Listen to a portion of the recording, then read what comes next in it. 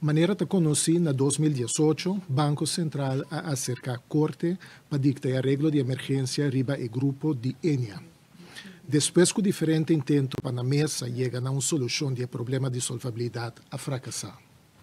Desde os 6 anos, Banco Central, em quadro de arreglo de emergência, toma diferentes passos para estabilizar e recuperar Enia.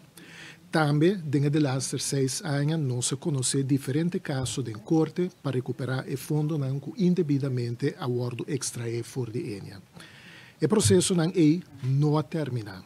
E o acordo que o acordo firmado a AUE provê de compromisso do Banco Central para continuar com todo esforço para recuperar o fundo aqui. E não está bem na seu lugar.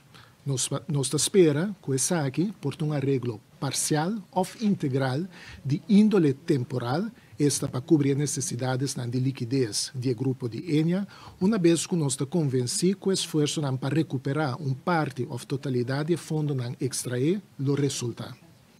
No obstante, contrário a que o PBA estava argumentado em corte, que Enia não tem problema, pois estava a seguir cumprir com seu compromisso, de parte do Banco Central, não se queda subrayado que o problema ocasionado na Enia está de falta de solvabilidade. Pero que riba término lo transformar sumes de problema de liquidez. De quadro aqui, acerca do país na Corsol e Sint Maarten para explorar a possibilidade de mudança financeira.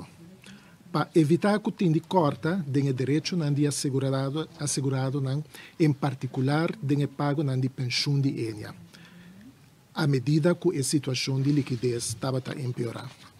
Corsol e Sint Maarten demonstrar a disponibilidade. Ponto de partida estava para salvaguardar o direito de tur assegurado de Enia.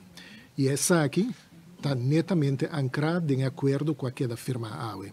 O acordo está dando continuidade na companhia de seguro Enia financeiramente sólido e, a la vez, está brindando uma solução para o problema de solvabilidade relacionado com o compromisso que Enia assumiu no período promete arreglo de emergência.